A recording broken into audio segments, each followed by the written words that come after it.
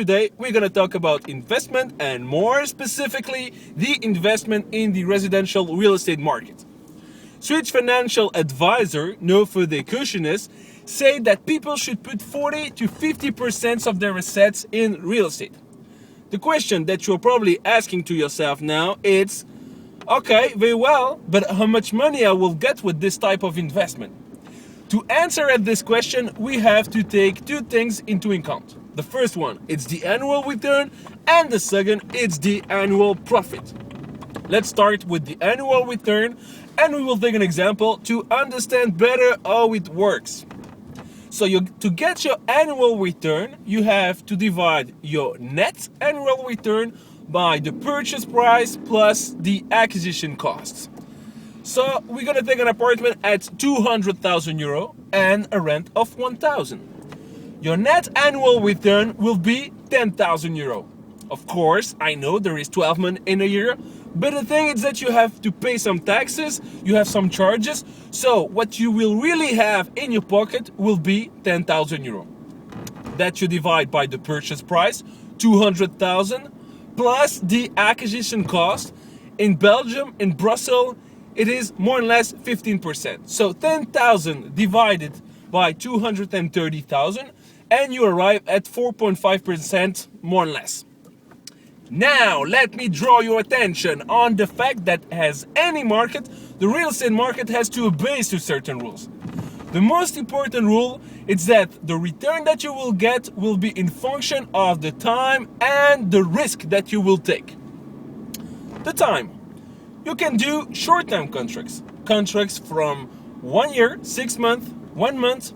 And when you do those type of contracts, most of the time you're gonna do a lot more than those 4.5%. But the thing is that you have to meet new tenants, you have to do new contracts, you have to go there. So it's a lot of work, it's a lot of your time.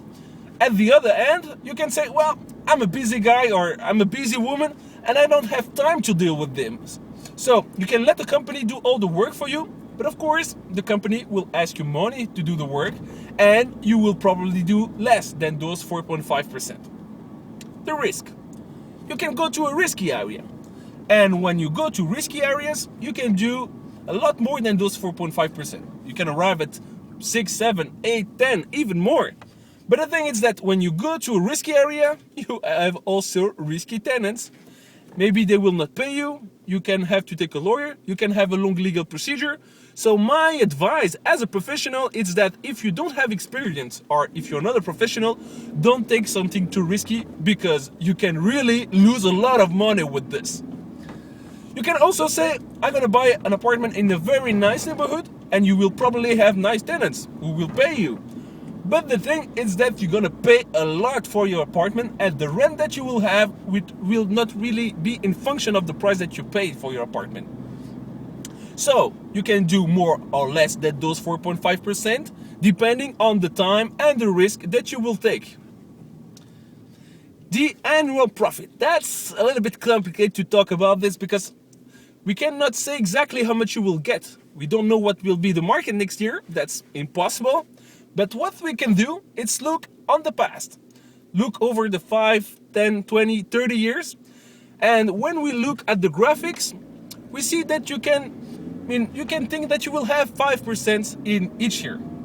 The Belgian market and the Brussels market, it's very stable.